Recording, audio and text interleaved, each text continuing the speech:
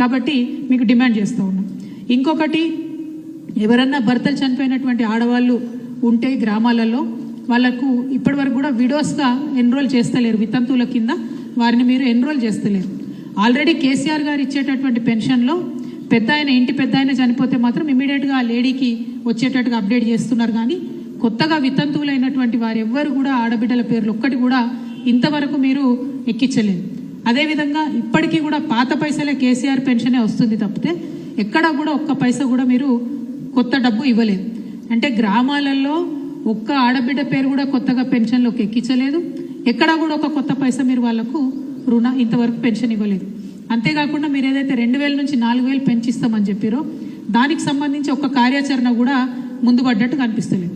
అట్లానే కొత్తగా వికలాంగులైనటువంటి ఆడబిడ్డలు ఉంటారు, వాళ్ళ పేరు కూడా ఇంతవరకు మీరు ఎక్కడ కూడా ఎక్కించలేదు. అదేవిధంగా కొత్తగా ఏజ్ దాటిపోయినటువంటి వాళ్ళు ఉంటారు, ఎవరైతే 57 ఏళ్ళు దాటిన వాళ్ళు, 60 ఏళ్ళు వచ్చిన వాళ్ళు ఉంటారో వాళ్ళ పేర్లు కూడా కొత్తగా మీరు ఎక్కడ ఎక్కిస్తలేరు.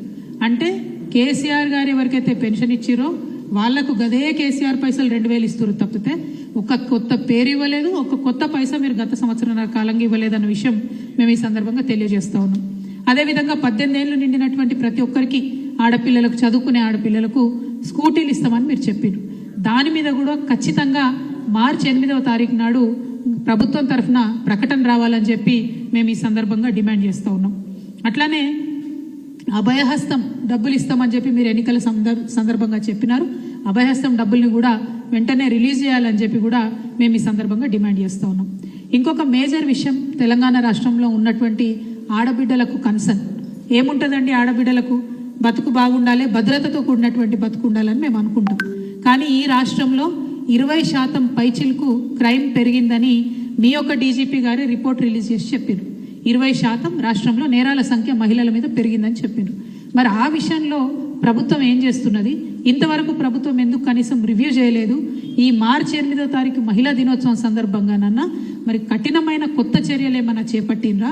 షీ టీమ్స్ని ఇంకేమన్నా మీరు ఎన్హాన్స్ చేసి పెంచుతారా, లేకపోతే ఇంకే రకంగా ఆడబిడ్డలకు రక్షణ కల్పిస్తారా అన్న విషయం మీద కూడా ప్రభుత్వం నుంచి ఖచ్చితంగా వివరణ ఇవ్వాల్సిందిగా మేము కోరుతా ఉన్నాం. ఇంకొక అంశం, చాలా మానవీయంగా ఆలోచించాల్సినటువంటి అంశం, కేసీఆర్ గారు కేసీఆర్ కిట్ అనేటటువంటి పథకం పెట్టిండ్రు. ఆ పథకంలో కేవలం కిట్టే కాదు, మొత్తం ఆ బిడ్డ గర్భవతిగా ఉండి ప్లస్ 3 నెలలు ఆ పిల్ల పుట్టినటువంటి శిశువుని చూసుకోవడానికి ప్రతి నెల 1000 రూపాయలు కేసీఆర్ గారు ఇచ్చినటువంటి విషయం మీరు గమనించాలి. అది మానవత్వంతో కూడినటువంటి నిర్ణయం. ఎందుకంటే ఒక కూలీ తల్లి తను తల్లి అయితే పని చేయలేదు కాబట్టే మరి డబ్బు ఇవ్వాలని చెప్పి కేసీఆర్ గారు సంకల్పించారు. ఆఖరికి ఆ కూలీ తల్లి దగ్గర కూడా నెలకు 1000 రూపాయలను లాగేసుకున్నటువంటి ప్రభుత్వంగా మీరు అప్రతిష్ట పాలు కాక